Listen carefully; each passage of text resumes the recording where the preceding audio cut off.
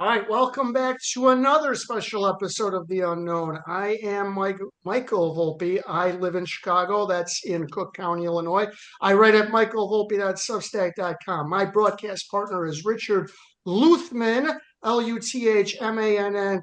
I don't know what city he lives in. He lives in Lee County, Florida. That's named after Robert E. Lee. There's big controversy over this guy.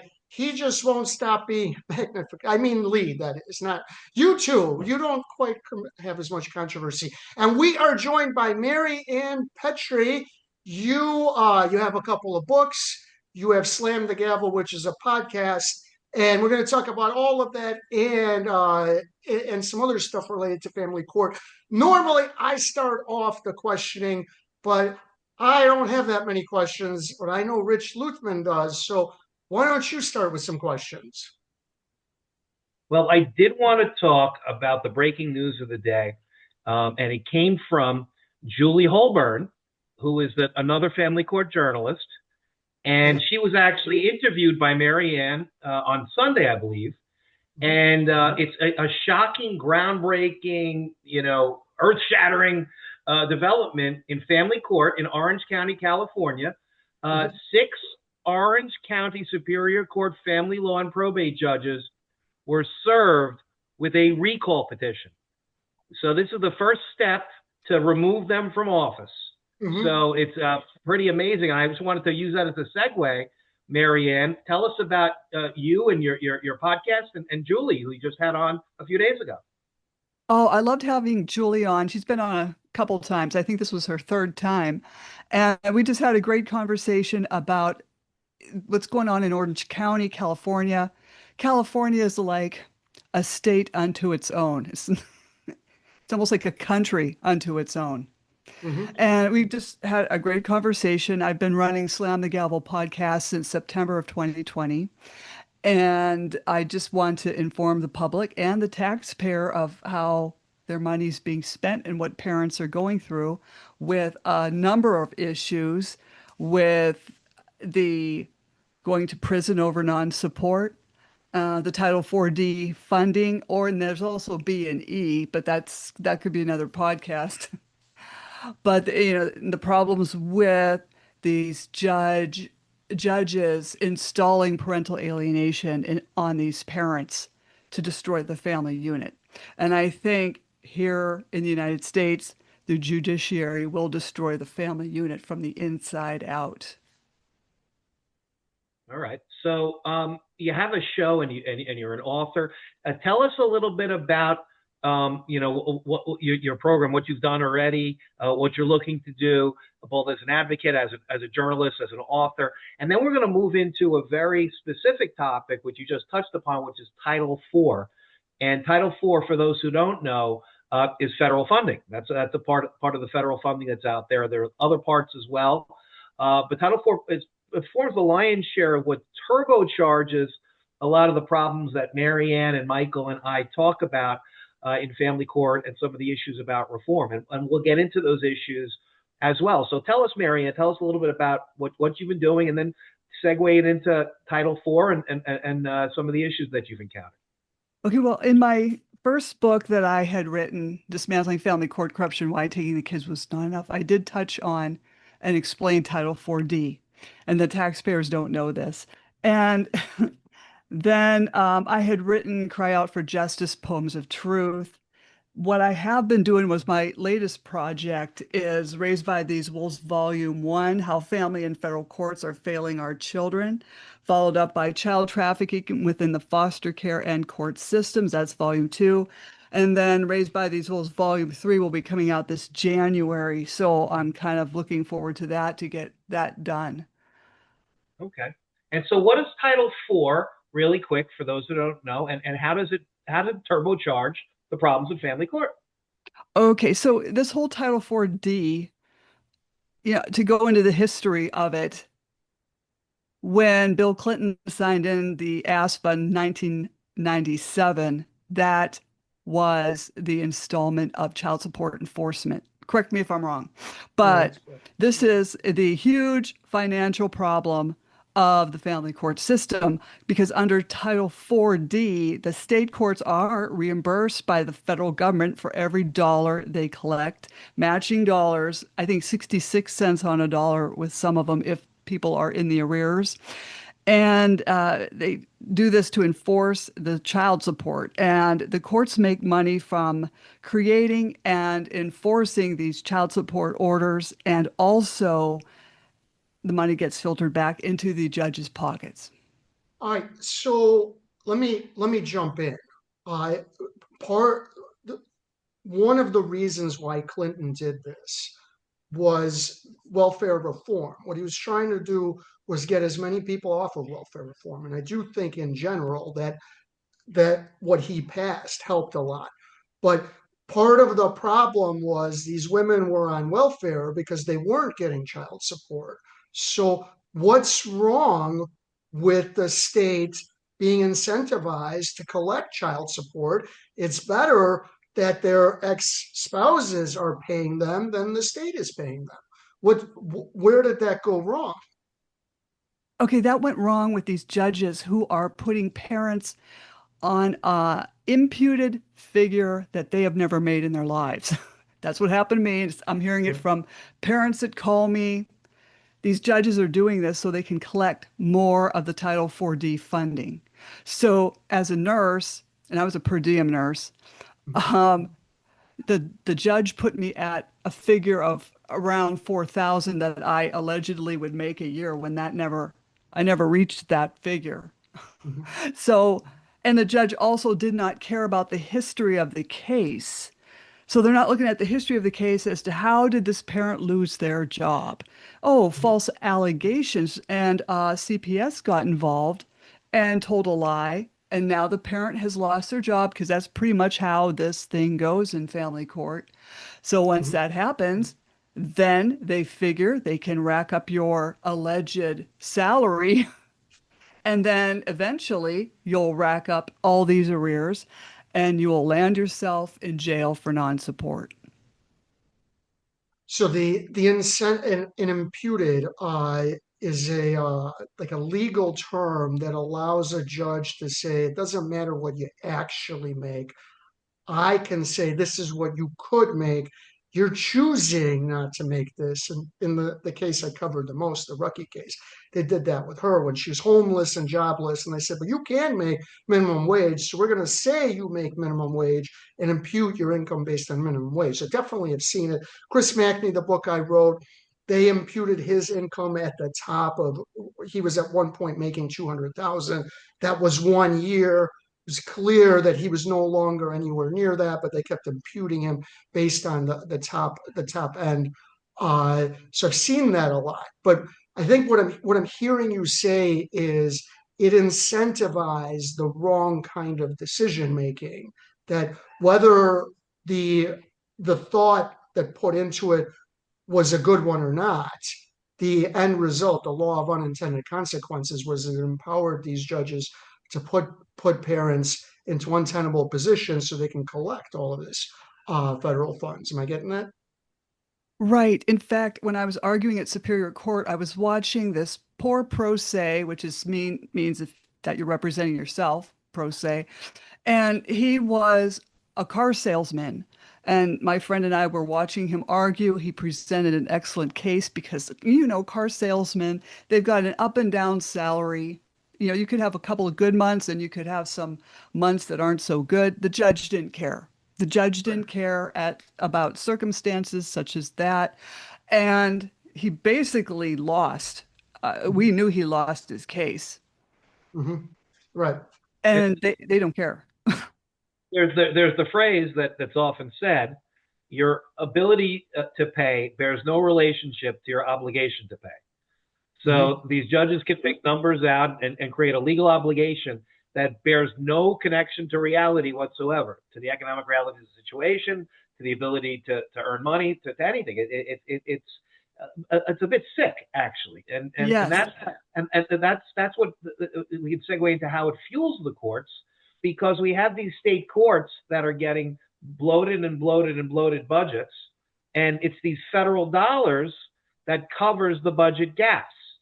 So where this money's coming in order, it's supposed to be to collect child support and had a good purpose, a good intended purpose, but now it's there to cover the gaps in court funding related to different things that really have only a tangential relationship to child support, especially with attorneys and court appointeds, guardians ad litem, therapists, all these different, custody coordinators. You think of any type of court appointed, they're getting some of this Title 4D money by virtue of their court appointed status and the monies they're receiving.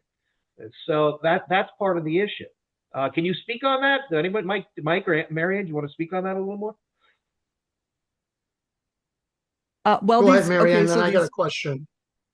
Oh, okay. So these court-appointed therapists, guardian ad litems, attorney for children, these are all third-party parasites that essentially are bottom feeders that pull from the Title 4D. And they also are in collusion, a lot of them, with the judges. So everyone's playing in the same sandbox. I don't know how you stop that. Well, the way I believe you stop it is by outlawing them. So you've interviewed several state legislators, and one of the ones you interviewed was Tammy Nichols from Mhm, Idaho. mhm. And every time I interview a state legislator, I tell them, I believe, in my opinion, Mike Volpe's opinion, the way to fix about 60 to 70% of the problems in family court is to pass a law that no longer allows judges to appoint anyone. So the law would be something like in the state of Idaho, the court shall not appoint a guardian ad litem parenting coordinator or any other third party in child custody and divorce. The court shall only hear from the two parents, their attorneys, and any evidence or witnesses they may introduce. And that would be the law. So would you favor something like that? I would favor something like that for sure, if the judges would look at evidence too. They're not Well, looking at I, evidence. I think when we interviewed Mark Fincham, he made a good point that they aren't, but part of the reason they're not is because they keep looking at these experts. They make the experts the evidence, and the experts are giving opinion, which is treated as evidence because they are deemed experts. Um, and but that by getting rid of the experts, you force judges to look at evidence more. Look, there is no perfect system. There's no perfect solution. But I think if you got rid of these experts, it would force Mhm. judges to take more of a look at evidence because they don't have the experts to look at. I agree. And we also have to talk about, and Rich and I talked about this the other day, is that these court clerks can even hide evidence from the judge. So that you could have evidence suppression coming out from all different areas. Either the judge might not look at it, or the clerk is not giving it to him, or the Mhm. jury, or whatever the problem is, or they're being bought off. I think this is just what I think. If we're going to solve this problem, the FBI has got to go through these courthouses and clean house and find out, you know, who's actually being a good judge. I don't know, but I something think like that has to be done. I don't think the FBI is big enough to they could They're go through a supposed few. to. Well, they are, but you can't go through every courthouse. They can go through They're- some. There's way too many courthouses for that. Mhm. Well, Re- maybe uh, that should be fixed. No, we talked about it the other day, Mary. It's called deterrence. I talked about it with the hook. Back in the day, you would walk into town and there'd be a hook and there'd be somebody's body hanging on the hook. And if you saw that, you knew you didn't mess around in that town. Well, that's the way about prosecutions and the power of deterrence. When you deter, you take a few of them out, a few of the bad actors, and then everybody else kind of gets on good behavior. People become corrupt and and they stop because there's nothing that's stopping them from doing it. But if they and that believe that they could be I was that's going to you. add that that's happening a bit in guardianship, which is similar. It started with April Parks, but she's not the only bad guardian. And there's a great movie called Bad Guardian on Lifetime, but she's not the only bad guardian who's been targeted. And I do think it's having an effect on other people in the guardianship world, and they're behaving better. So I agree. I don't know if you can have the FBI go one by one, but the problem is they don't go one. So you can't get, if they're looking at any family courts, and I do believe a lot of them have bribery, other schemes that are illegal, they're looking at any of them. They're not telling anyone. They're not making any arrests. There are no indictments. I think Rich is right. If you got a high profile indictment or two, that would have a domino effect on a lot of the rest of the Hmm. system. Yeah. So Yeah. Mike and Marion, I know that both of you are big. I guess the word is abolitionists, right? You would feel that you would feel better if you abolished the family court, or you got rid of I did. That's well, not me. I don't know. I know Marianne is an abolitionist. You would, Mike, you would abolish court appointed Court overall. appointed. Yeah, I and it's black. But my question is this: what do you Mhm. say to the reformers out there, like Connie Regularly, who we both interviewed? Me and Mike interviewed her a few weeks ago, and you have Marianne, who is a reformer who's working from within. She was an attorney for many years, and she's may very well get her license back after the travesty that she went through. We went through Oh. that on our podcast with her. But is there a difference? Is there a better way? Is reform needed from the outside and the inside? What about Connie's approach? Can you talk about that? Well, I like Connie's approach. Everything she said on that podcast, I agree with. I understand things have to be taken in small chunks with these people. But then on the other hand, with a lot of these courthouses, how can you reform corruption? I don't know. I know even Mark Ludwig, he's trying to reform Title 4D.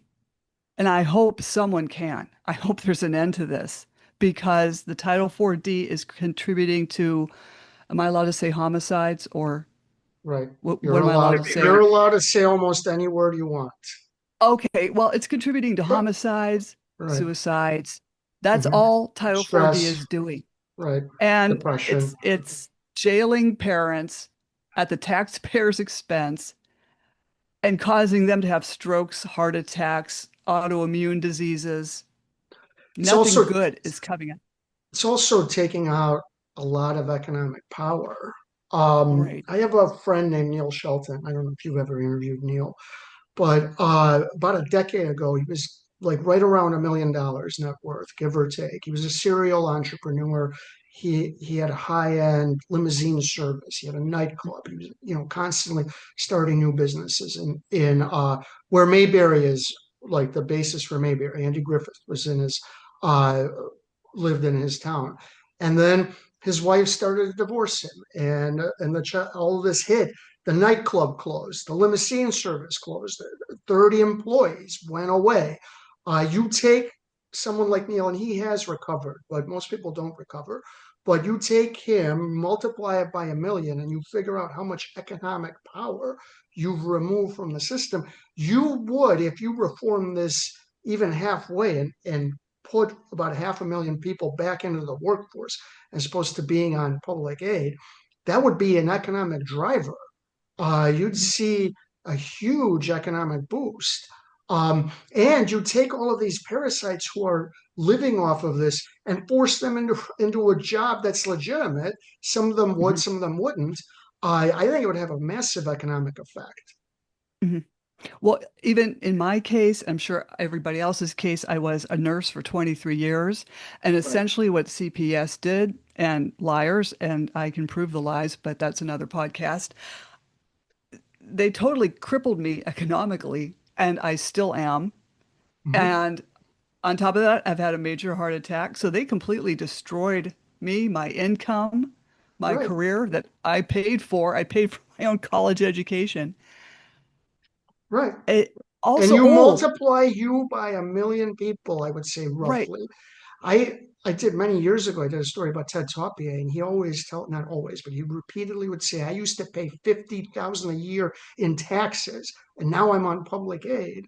So you take that and reverse it for all of those people who used to be contributing to the economy and paying taxes, who are no longer contributing or contributing a lot less, and you give them that economic power back. 500,000, 1 million people. back in, starting businesses, being a nurse, whatever you were doing, you're doing it again. Um, the economic driver would be huge. Right. And you're familiar with the Natalia Dalton case. Right, of I course. covered her in uh, volume two, her Hmm. case, and she's got an ex that's running the courtroom like a circus, a three-ring circus, and he decides, oh yeah, there's another one, Michael, supervised visitation. So he decides what supervisor she's going to see, and of course he doesn't like anybody. Hmm. So Hmm. he's installing the alienation of this mother from her son by Hmm. saying, "Oh, I don't like that one. No, not that one. No, you can't." Now she doesn't even know where he is, and Hmm. she's forced to pay child support Hmm. on a child that she doesn't see. So I think if we stop those shenanigans, if a parent, can prove they're not being allowed to see the kid, you've got all this interference from the offending parent. I think the child support should be suspended, as in Morgan v. Morgan, which came out last year, February 1st of 2024, where the dad claimed alienation, he proved it, and they suspended his child support. So why pay child support on a child you can't see, and that's being turned against you to hate Right. you? Yeah. All right, so Rich and I both covered what was happening in Arizona and Idaho, and I know you interviewed Tammy Nichols, Yeah. but do you think that's gonna those two states that can have a significant effect, that there can be a drive for reform by states forming these kinds of special committees? Do you think there will be more of these states who will follow suit? And is it worthwhile? I know you interviewed Tammy Nichols. I don't know if you interviewed anybody else from either of the states. I've interviewed attorney Bethany Nyman, Right. Okay. And and Bethany, we didn't interview her, but she testified at one of the, uh, right, right. She did mhm, really well. She did really mhm, well. And I think the more people that speak up and speak out, and we can get other states following suit, would be mhm, great. mhm. I Right. mean, I would like to see change. Mhm. I would like to see it as well, but do you think there's going to be other states that follow suit? I would see, okay, now, when some of them already, because how long ago were those ad hoc hearings? Look how much time has lapsed, Right. and no other state has stepped forward. That's a Not yet. concern. Not yet. Yeah. Now, we interviewed Gil Gatch, who's a state representative in South Carolina, and he didn't like the idea, and he has proposed a lot of bills.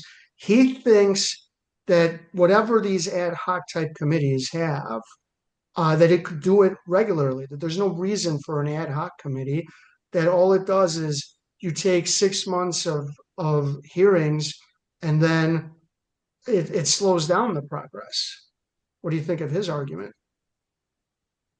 Well, then that stops people from speaking out and being Right. heard. Right. And that was the counter argument to him.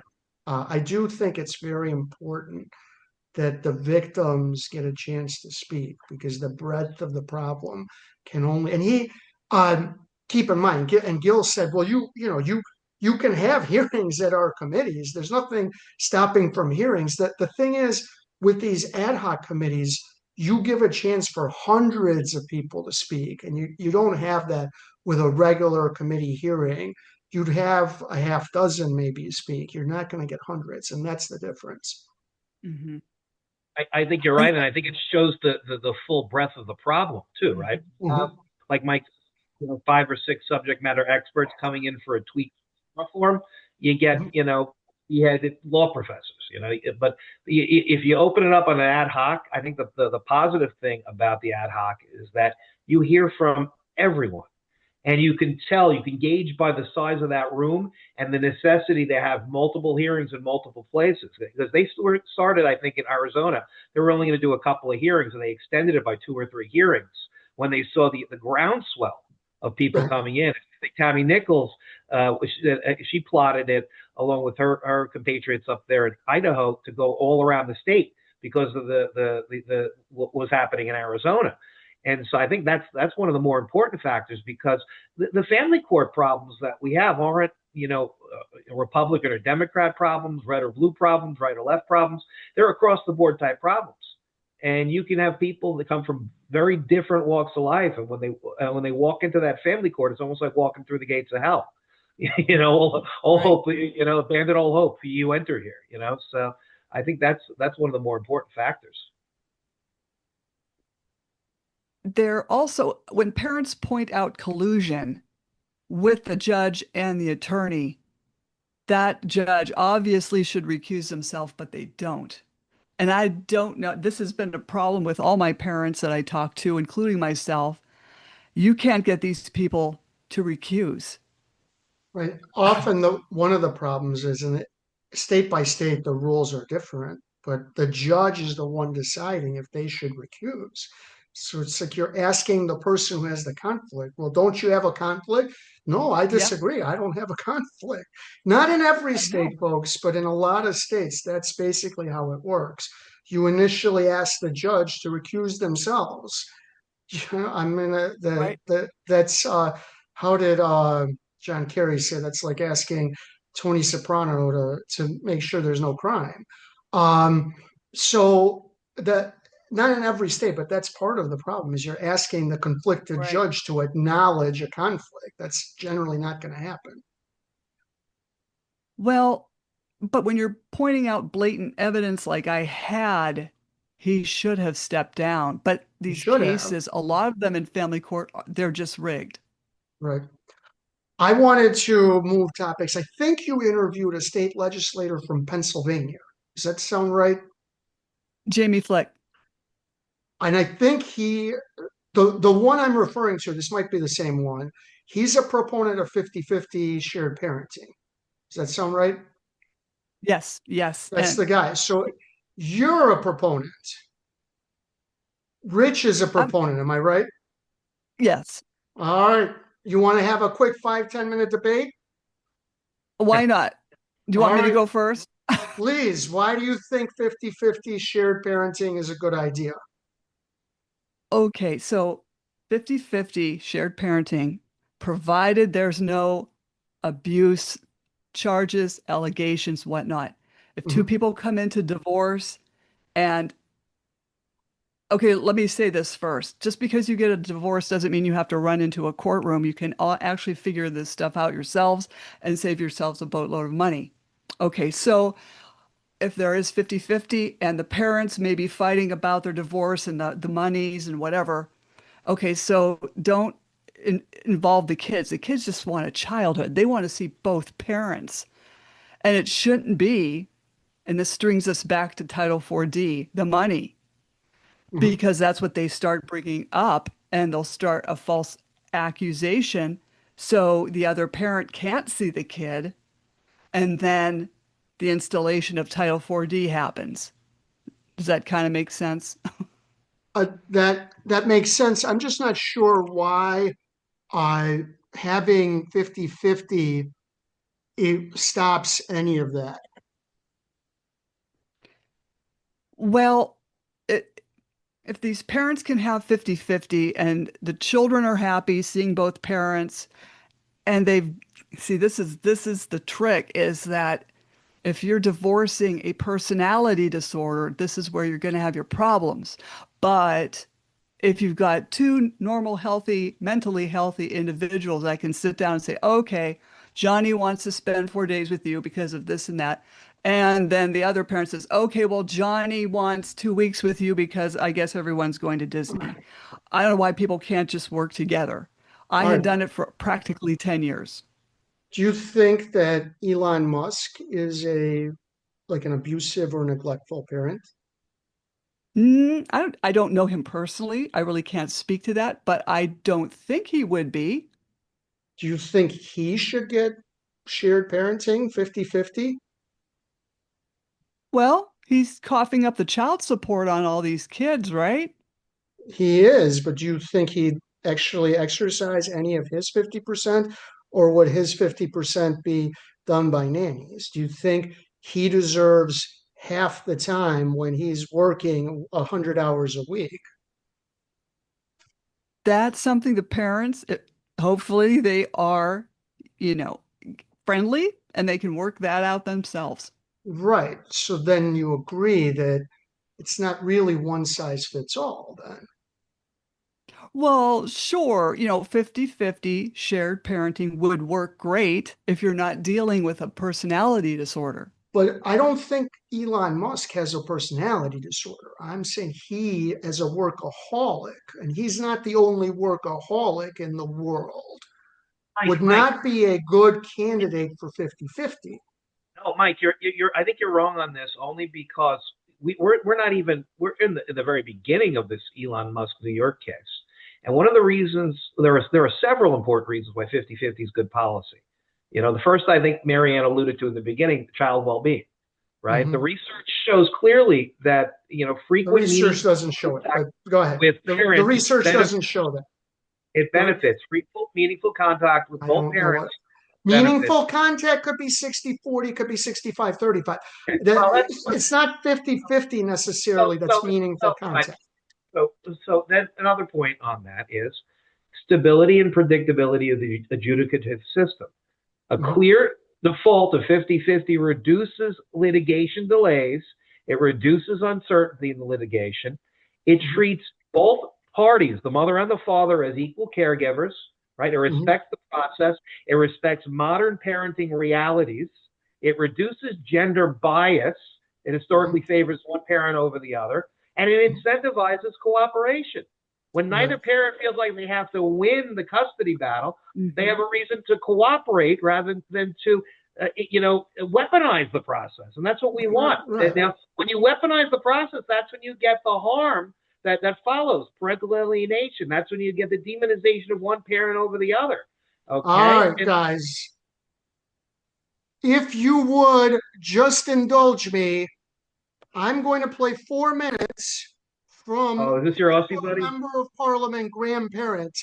I would just add that the utopia that Rich described is what they tried in Australia. He's from Australia, Graham is, and failed. And they reversed the national 50-50. The reason I play this is I can't come up with a better argument. We're going to go for 4 minutes.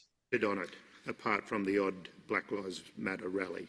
Sadly, we can't say the same about domestic violence. The experts have been giving us advice since 2006, when the equal shared parental responsibility provisions were first included in the Family Law Act. The Shadow Attorney General, Nicola Roxon's second reading speech to the Family Law Amendment Shared Parental Responsibility Bill 2005 said, and I quote, "Some victims of family violence may develop the false view that they cannot stop their abuser from having contact with their children. I'm advised by some service providers in the sector that this is already happening, mostly involving women who, despite their fears and concerns, feel that new laws mean they will have to accept equal time." In report after report, concerns have been raised about the presumption of equal shared parental responsibility. This bill implements the first of the 3 urgent priorities put forward by the Women's Legal Service. This bill repeals Section 61DA of the Family Law Act. That section contains a presumption that it is in the best interest of the child for the child's parents to have equal shared parental responsibility for the child. There are 2 exceptions to the presumption: where there is abuse of the child or another family member, or there is family violence. Although these exceptions are in the legislation, they have not been effective in preventing inappropriate applications of that presumption. Research shows that the exceptions are not often applied. Parents are forced to continue their parental relationship even when there is a history of family violence.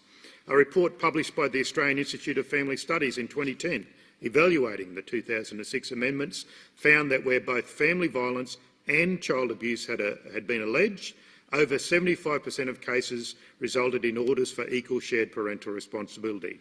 Where the allegation only concerned family violence, almost 80% resulted in orders for equal shared parental responsibility. It is clear that the 2006 exceptions don't work as Attorney General Ruddock intended. A report by the Australian Institute for Family Studies in October 2019 found that in matters where litigation was started but resolved before judgment, orders for shared parental responsibility were made in 94% of cases. In many families, the abuse continues when parents are forced to share parental responsibility for their children after separation. Now, there is a widely held misconception that equal shared parental responsibility means equal shared care. That is, parents will spend equal time with their children, 30 minutes each per hour, effectively. This misconception sets up a false expectation that parents have some right to guaranteed equal time with their children. This can incentivise an abusive partner to litigate their parenting dispute. It may lead to a parent agreeing to an unsafe parenting arrangement in the belief they have no choice. As a judge of the Family Court of Australia, Justice Richard O'Brien observed in his 2010 speech, a law that cannot be understood by the people affected by it, or worse still, lends itself to being misunderstood, is a bad law. That is particularly so when we are talking about a law which affects families and children. Now, anyone who works on the front line of the family law sector will tell you that no two families are the same. To quote Leo Tolstoy's Anna Karenina, all happy families are alike, but an unhappy family is unhappy after its own fashion. It's stating the obvious to say a presumption presumes that all families, or at least most families, are the same, with the same problems and requiring the same. All right. So basically 3 arguments there. One, that with equal shared parenting, even though there's a presumption, it's almost never followed. And 2, the philosophical argument that no two families are alike, but you want a one size fits all. Either one or both of you want to respond to that? Do you want me to go, Rich? Go ahead. Okay, so he brought up domestic violence. Okay, this goes back to evidence. If that parent can prove there's domestic violence and all this evidence, then that would probably, I would think, stop the 50-50 and the child would be placed with the safe parent. However, again, these judges aren't looking at evidence. Mm-hmm. So what about the second argument that no two families are alike, but you want a one size fits all?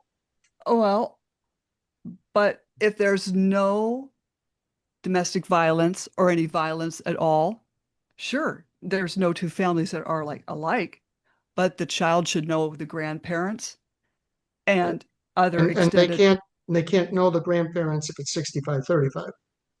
Well, sometimes not. I mean, Mike, I think that it's part of it's a legal fiction, okay? Because it's an adjudicative rule. It's not a substantive, hard and fast thing. It's a adjudicative rule. Well, Like every Marianne said, stat, if listen to you're me, doing every part- wait a minute, wait a minute. stat he cited was a stat I verified. So Oh, Mike, 75% there was a study that found that.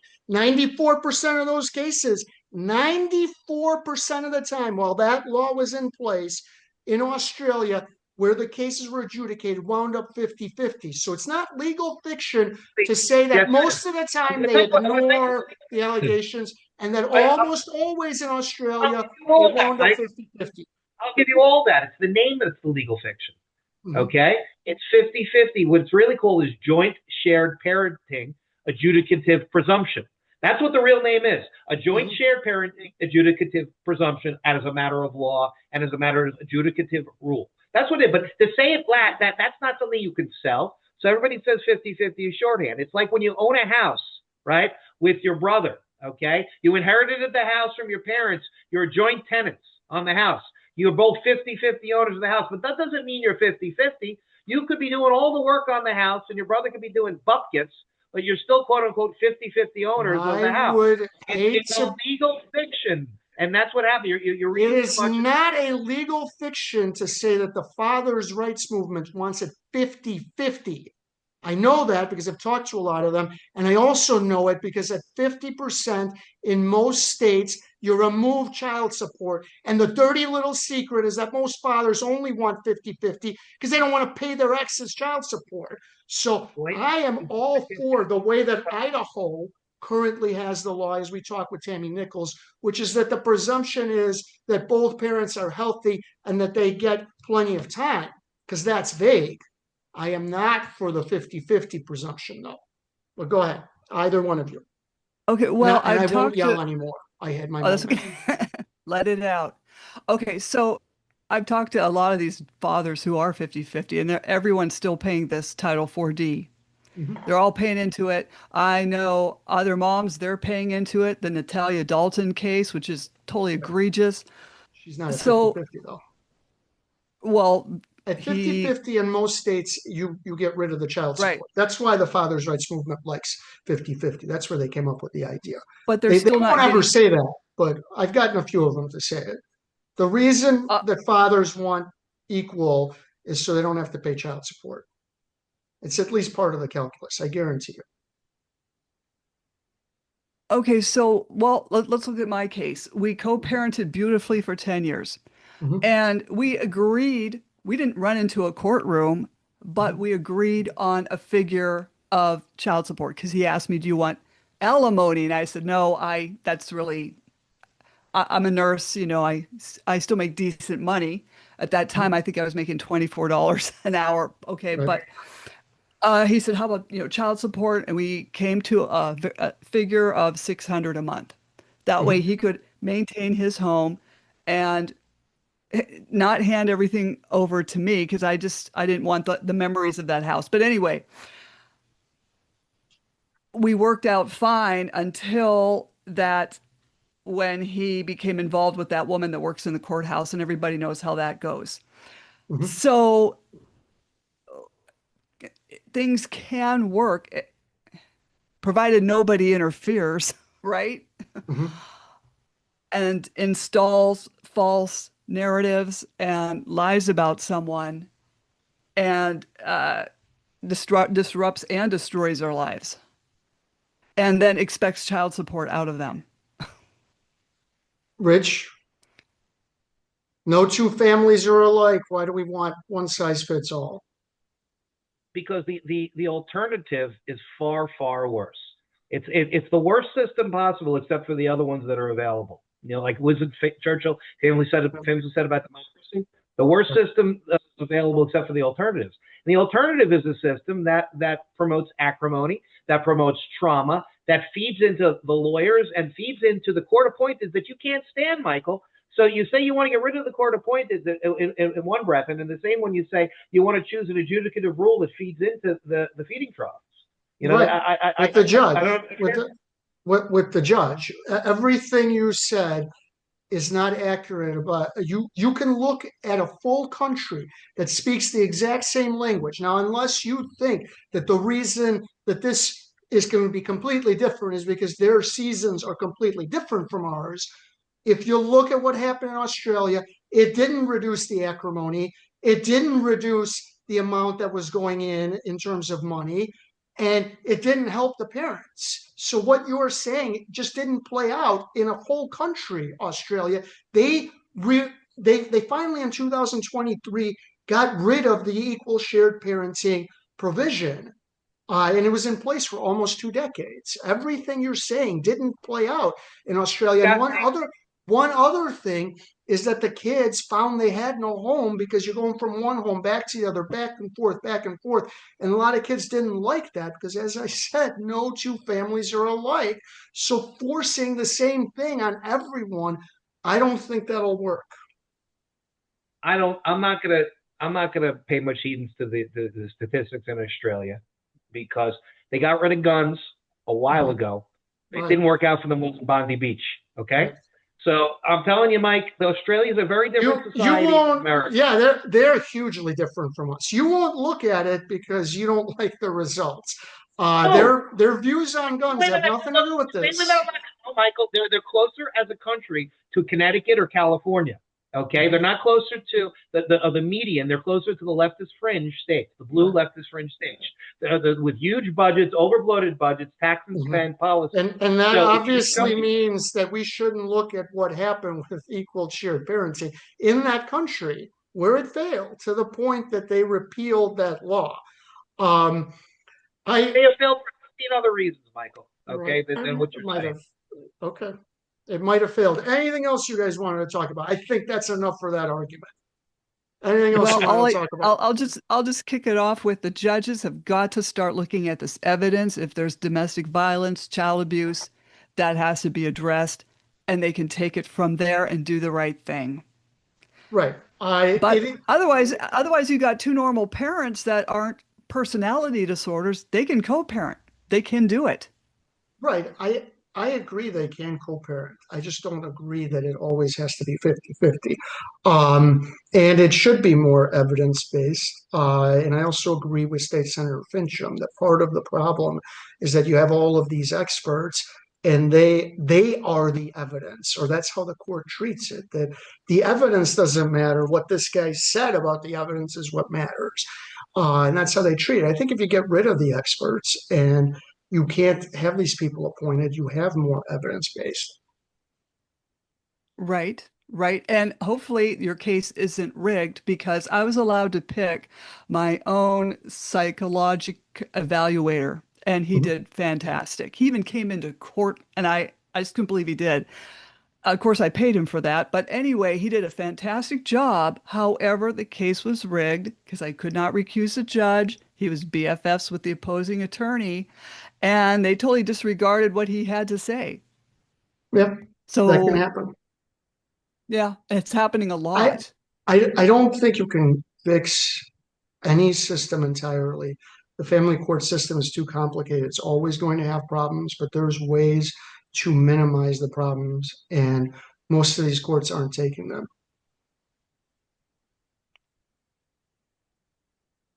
Right, Rich, did you right. want to add anything? I look. There's plenty of problems with the judges. There's always been problems with the judges, and I think the biggest problem though is that the family courts are a dumping ground for judges. The family courts just got to look at the evidence. Well, you got a judge there. A lot of them are there for rookie hazing. They're there for a year or two until they get onto the criminal bench or the civil bench where they really want to get. Mhm. And others are basically glorified appointees. They've worked as court personnel for 10 or 15 years, and they say, okay, it's time to make you a judge, and we'll throw you in family court. And Right, and but they're basically the little yellow school bus equivalent of the judiciary. Okay, so whether I think the big problem with the judiciary, by and large, is the people on the family court bench, and there are very good judges. Judge Judy was the family court bench. She was one of the best in the Mhm. country. But by and large, I'd say 90% of these people are wholly unqualified. They couldn't litigate their way out of a paper bag if they were lawyers. They couldn't read their way out of a book in law school, and yet they become judges in their private practice or government practice and become judges. And they have no business being judges. the two most important skills that a judge is supposed to have is the ability to understand the law and apply it, and to understand and evaluate evidence. And so, whether No, that judge, not at all. The most important quality of a judge is temperament. right? Okay. Well, temperament, The the, most important quality of a judge is temperament. Okay. And that, part of temperament is actually giving a crap about your job and caring. And right. by and large, a large portion of these judges don't care at all. They're there and they're just I stamping think things. I Rubber think the stamp. way to fix that is through more transparency. So, for instance, in Idaho, if you want to get an audio recording of a hearing family court, not the rest of the courts, in family court, you have to be a party to the litigation. Then you can get it. I think you have to open it up to the entirety of the public. In 2021, when I had my YouTube channel, I could have played it if I still had my YouTube channel. I caught a judge named Gordon Miller. He was chiding two parents because he didn't think they were uh, closely enough working together. And then he mentioned a lawyer from the Department of Social Services, Miss Boucher, Terry Boucher. And then he said, what Miss Boucher does is she swoops down and snatches up your children.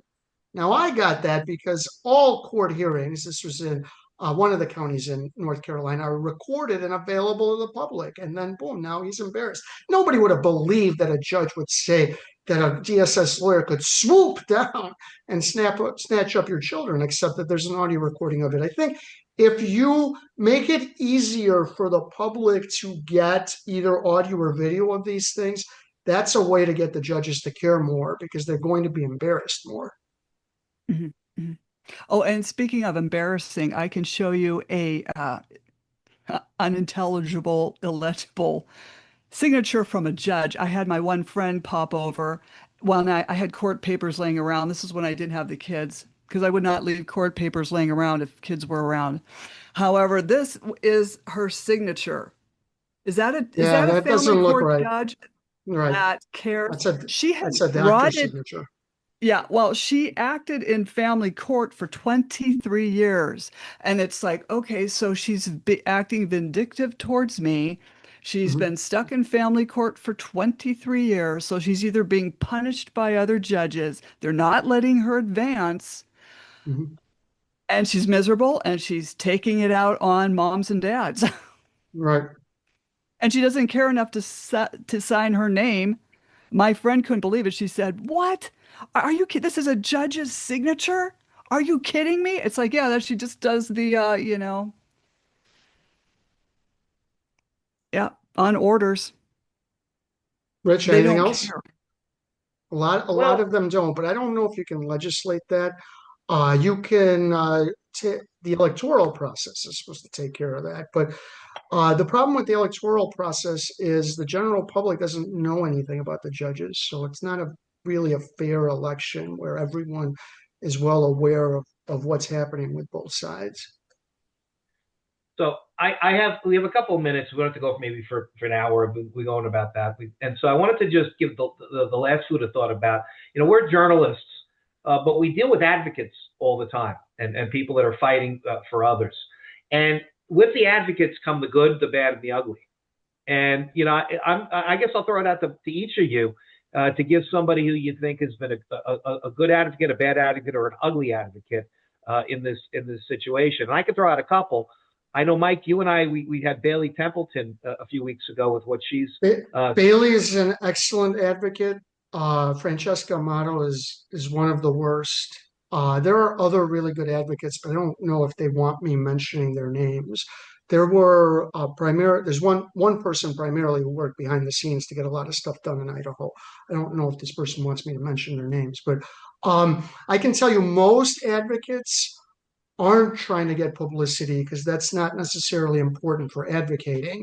So the person who's constantly on Facebook and Twitter and other social media, they're not necessarily a good advocate. If you see a lot of videos of them, it's not necessarily that they're a good advocate. The other thing is if they're self-promoting all the time, they're not necessarily a good advocate. You're not doing it for self-promotion. So the person constantly touting everything they've done,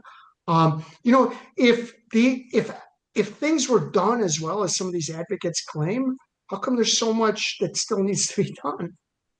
I've gotten all of these laws passed. You have? Then is everything fixed yet, or what's happening? Yeah, I think Connie's doing very Con- well. Connie's a very good advocate, and, Yeah, and her, yeah. and she was a lawyer. She was a very good advocate as a lawyer. I can't remember the guy's name. I did an article about a guy and his wife, and she did a really good job on their case. And it was like listening to the audio evidence and putting that audio evidence together and then questioning people and boxing them in until it was clear that they were lying.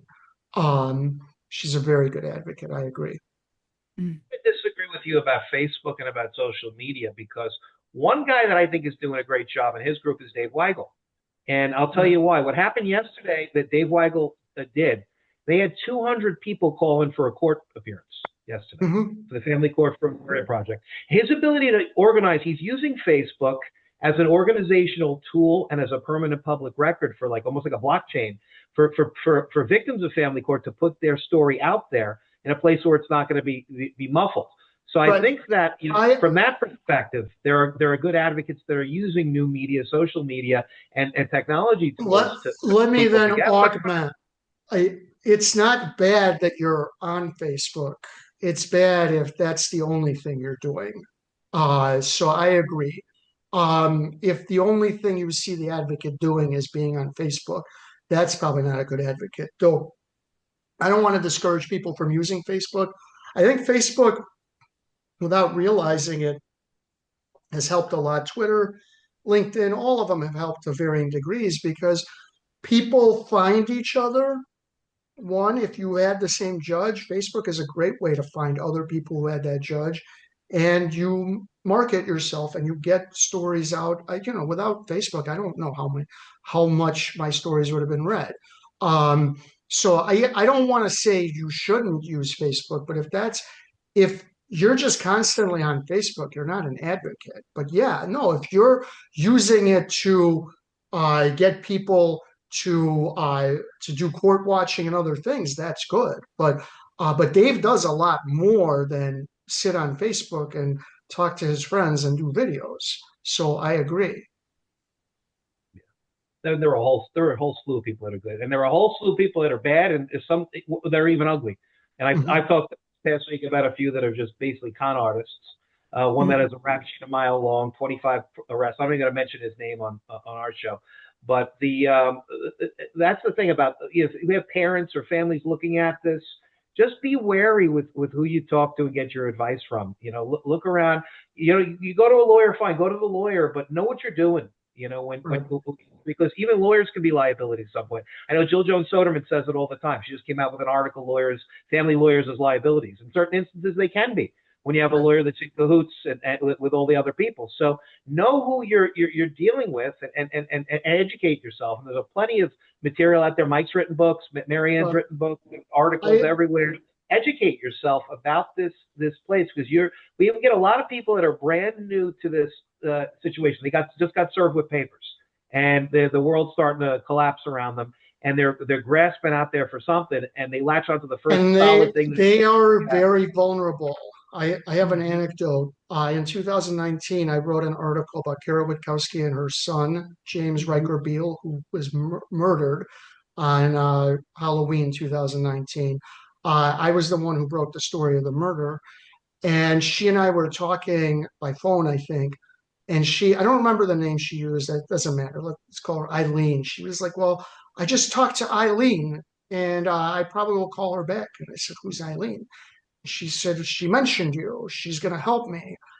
And I said, Kara, I don't know who Eileen is, but I would never send someone your way without having them without getting your permission. Whoever this person is, they're going to try to exploit you. That's how twisted this world is. This is a Mhm. woman whose son had just died, and whoever that person was trying to exploit her. And there are a lot of people who will exploit your pain. Absolutely.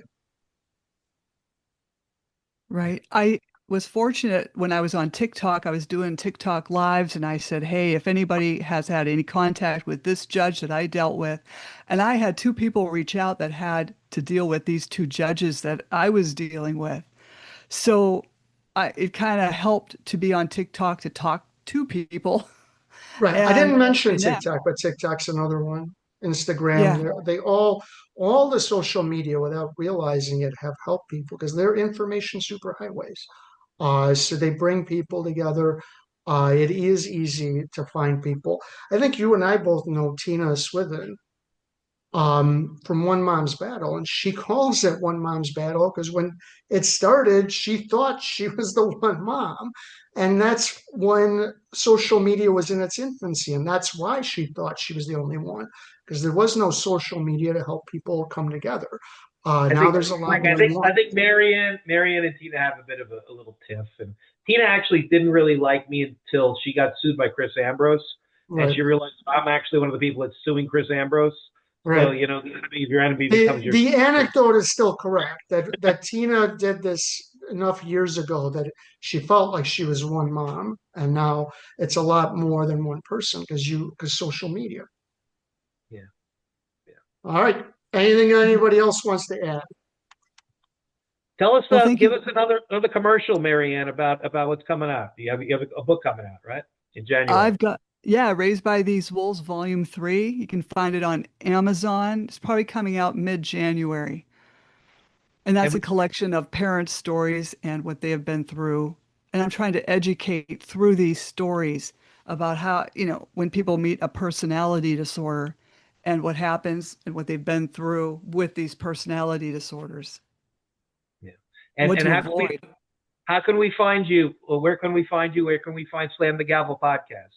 Oh, you can find me. Slam the Gavel is on YouTube. And there's clips on there as well. You can find me on dismantlingfamilycourtcorruption.com. And I'm on TikTok as Marianne Petrie. And Instagram, I've got two accounts. One Slam the Gavel, one is at Guitar Piece. So when I opened that one a long time ago. So that's where you can find me. I'm on LinkedIn and Twitter. Twitter is at Petri Marianne. Great. All right, very good. Thank you for being here.